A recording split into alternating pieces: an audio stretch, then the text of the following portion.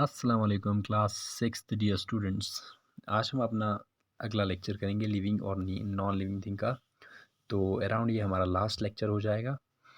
Last lecture के बाद हम एक लेक्चर करेंगे इम्पॉर्टेंट वर्ड्स के लिए, ठीक है। जो जो इम्पोर्टेंट चीज़ें हमने पढ़ा है उनके लिए एक लेक्चर अलग सा करेंगे, ठीक है ना। तो आपको टोटल समरी मिल जाएगा इस चैप्टर का, तो समरी हम अलग करेंगे। सबसे पहले आज जो है ना पेज नंबर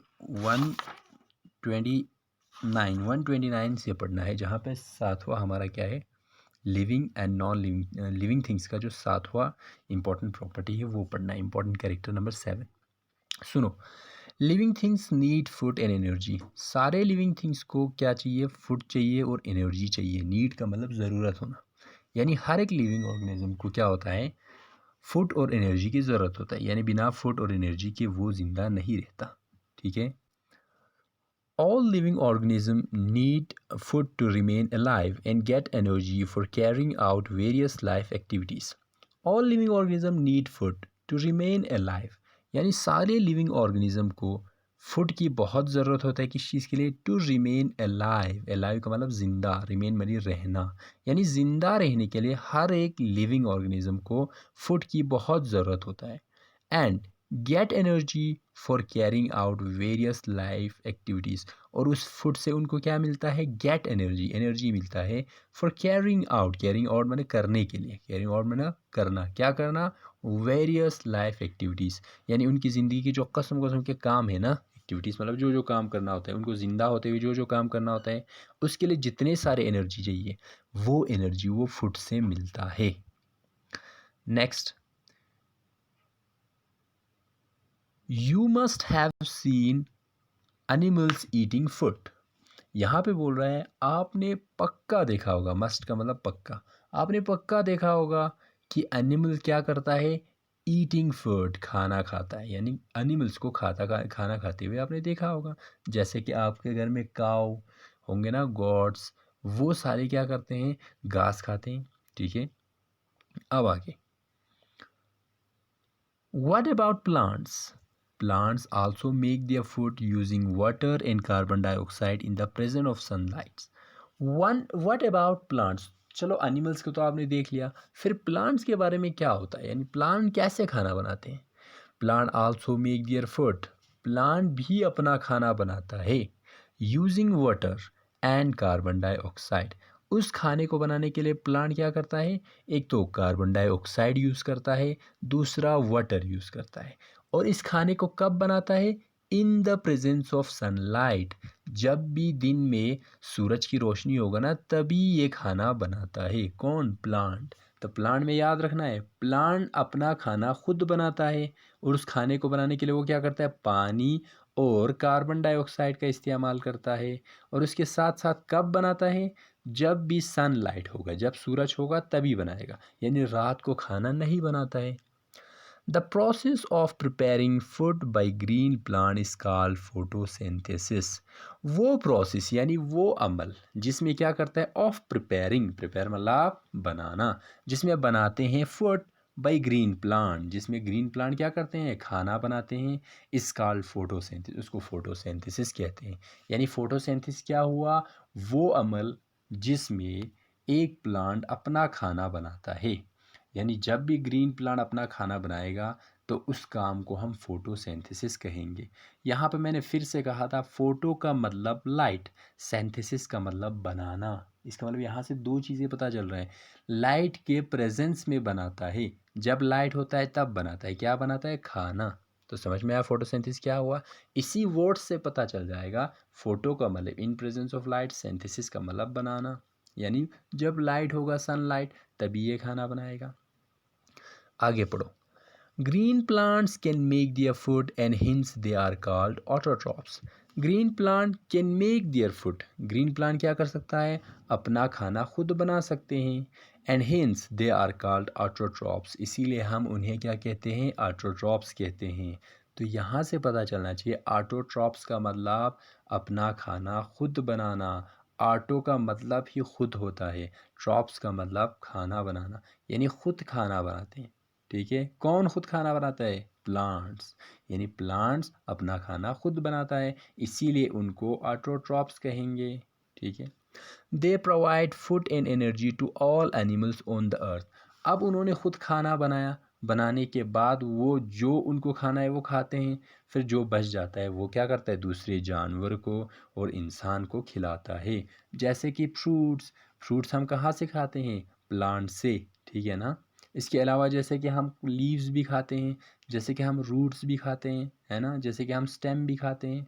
तो इन सारी चीज़ों को हम खाते हैं कहाँ से, प्लांट से। प्लांट तो अपना खाना खुद बनाया, लेकिन हमने क्या किया, जो भी खाना उसने बनाया था उसको हमने भी खा लिया, ठीक है। इसीलिए तो यहाँ पे बोला है they provide food and energy to all animals on the earth. वो प्लांट प्रोवाइड कराता है, प्रोवाइड मतलब मुहैया कराना, यानी वहाँ पे तैयार कराना। क्या तैयार करते हैं, फूड एंड एनर्जी, एक तो खाना, दूसरा उस खाने से जो निकलने वाला एनर्जी, वो दोनों तैयार करता है किसके लिए, अदर एनिमल्स, सारे एनिमल्स के लिए जो इस अर्थ पे है। यानी अर्थ पे जितने सारे एनिमल्स हैं उनके लिए खाना कौन बनाता है, प्लांट बनाता है, और हम जाके आराम से प्लांट से खा लेते हैं, ठीक है। All animals and the non green plants cannot make their food. अब यहाँ से एक चीज़ याद रखना है, जो भी प्लांट ग्रीन नहीं है, नॉन ग्रीन प्लांट्स, और सारे जानवर, वो अपना खाना खुद नहीं बनाता, ठीक है। जैसे कि हम अपना खाना खुद नहीं बनाते, हम क्या करते हैं, प्लांट से लाते हैं। जो हम करते हैं ना वो पकाना होता है, बनाना नहीं होता है। तो हम अपना खाना खुद नहीं बनाते, हम क्या करते हैं, प्लांट से लाते हैं और लाकर पकाते हैं, पका कर खाते हैं। लेकिन बनाता कौन है, प्लांट। इसीलिए याद रखना, हमारा, हम लोग और जितने सारे प्लांट जो ग्रीन नहीं है, ग्रीन कलर के नहीं होते ना कुछ प्लांट, जैसे कि हमारा मशरूम है ना, यहाँ पे लिखा हुआ मशरूम, मशरूम ग्रीन होता है नहीं। जितने सारे प्लांट जो ग्रीन नहीं है और उसके साथ जितने सारे एनिमल्स है, वो अपना खाना खुद नहीं बनाता। दे ईट प्लांट्स और other animals to obtain energy.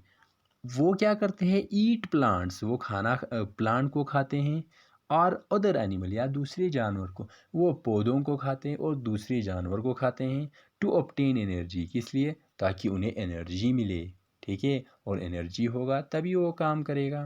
तो हमें अभी यहाँ से ये सीखने को मिला कि प्लांट को ऑटोट्रॉप्स कहते हैं। क्यों कहते हैं, क्योंकि वो अपना खाना खुद बनाता है, और एनिमल अपना खाना खुद नहीं बनाता। सिर्फ एनिमल नहीं, जो भी प्लांट ग्रीन कलर नहीं होगा ना, जिनका जिनका ग्रीन कलर नहीं होगा, जैसे कि हमारा मशरूम, वो भी अपना खाना खुद नहीं बनाता, और वो क्या करता है, प्लांट को खा लेता है, ठीक है। They are called heterotrophs. उन्हें क्या कहते हैं, हीटेरोट्रॉप्स कहते हैं। हीटेरो मतलब जो और किसी से, हीटेरो का मतलब दूसरे पे डिपेंड रहता है, ठीक है। तो यहाँ से जो हमें चीज़ें याद रखना है, वो पहला फोटोसिंथेसिस। फोटोसिंथेसिस का मतलब, फोटो मतलब सनलाइट, सिंथेसिस का मतलब खाना बनाना, यानी सनलाइट के प्रेजेंस में प्लांट खाना बनाते हैं ना, उसको फोटोसिंथेसिस कहते हैं, ठीक है। अब आगे बढ़ते हैं। अब हमारा पूरा चैप्टर ख़त्म होने को आ रहा है। हमने क्या क्या पढ़ा वो चीज़ें देख लो। इसमें हमने लिविंग और नॉन लिविंग थिंग के बारे में पढ़ा। हमने ये पढ़ा कि लिविंग थिंग क्या होता है, वो चीज़ें जो ज़िंदा होता है। नॉन लिविंग थिंग वो चीज़ें, नॉन लगना, नॉन का मतलब नहीं, लिविंग थिंग वो लिविंग थिंग नहीं है, वो ज़िंदा नहीं है। अब चलो हम कंपैरिजन करते हैं between living and non living. Comparison करना मतलब एक दूसरे को देखना कि उसमें क्या है, इसमें क्या है। तो हम दोनों को कंपेयर करते हैं, ठीक है। कंपेयर मतलब एक दूसरे को तोलना, ठीक है। नाप तोल करते हैं कि लिविंग क्या है, नॉन लिविंग क्या है, ठीक है। तो पहला चीज़ लिविंग थिंग में क्या होता है, they are made up of cells. हमने पहले ही कहा था जितने सारे लिविंग थिंग है वो छोटे छोटे कंपार्टमेंट्स के बने हुए होते हैं, जिन्हें हमने क्या कहा था, सेल्स कहा था। जबकि दे जबकि नॉन लिविंग थिंग छोटे छोटे कंपार्टमेंट का बना होता है, वो मॉलिक्यूल्स होता है। तो पहली चीज़ ये याद रखना है, लिविंग थिंग सेल्स का बनाया हुआ होता है, नॉन लिविंग थिंग मॉलिक्यूल्स का बना हुआ होता है। Second, living thing grows. हमें पता है लिविंग थिंग बड़ा होता है, वो ऐसे ही नहीं रहता। जैसे कि हम पहले बच्चे थे, अब हम बड़े हो गए, है ना, अब हम और भी बड़े हो जाएंगे। तो हम क्या होते हैं, हम ग्रो होते हैं। जैसे कि हमारा ट्री, ट्री पहले छोटा सा क्या था, सीडलिंग था। सीडलिंग के बाद वो ग्रो होके एक बड़ा सा ट्री बन गया। तो लिविंग थिंग ग्रो करता है, नॉन लिविंग थिंग ग्रो नहीं करता। पत्थर जो बाहर पड़ा है वो आज से 15 साल पहले उतना ही छोटा था, आज भी वो पत्थर उतना ही है। बड़ा सा पत्थर होगा तो 15 साल पहले वो उतना ही बड़ा था, अभी भी इतना ही बड़ा। नॉन लिविंग थिंग ग्रो नहीं करता। तीसरी चीज़, living thing shows movement. Living thing में मूवमेंट होता है, मूवमेंट मतलब हरकत।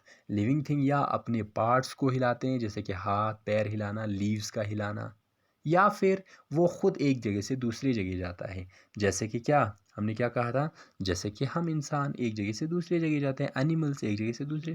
तो लिविंग थिंग मूवमेंट दिखाता है, हरकत ज़रूर दिखाता है।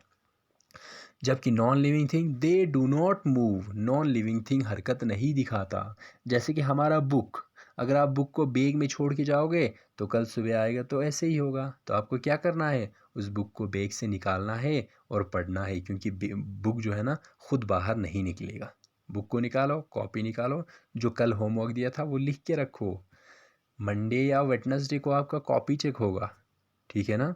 इसीलिए उस कॉपी को बाहर निकालना है, क्योंकि वो तो नॉन लिविंग थिंग है। आप लिविंग थिंग हो ना, तो आप उसको बाहर निकाल सकते हो, आप अपना हाथ मूव कर सकते हो, ठीक है। अब आगे चौथा, living thing respire. Living thing respire करता है। रिस्पायर मैंने कहा था, ब्रीथ और रिस्पायर में फ़र्क है, मैंने कहा था। ब्रीथ का मतलब हवा को नाक से अंदर लेना और हवा को नाक से बाहर छोड़ना, वो ब्रीथ होता है।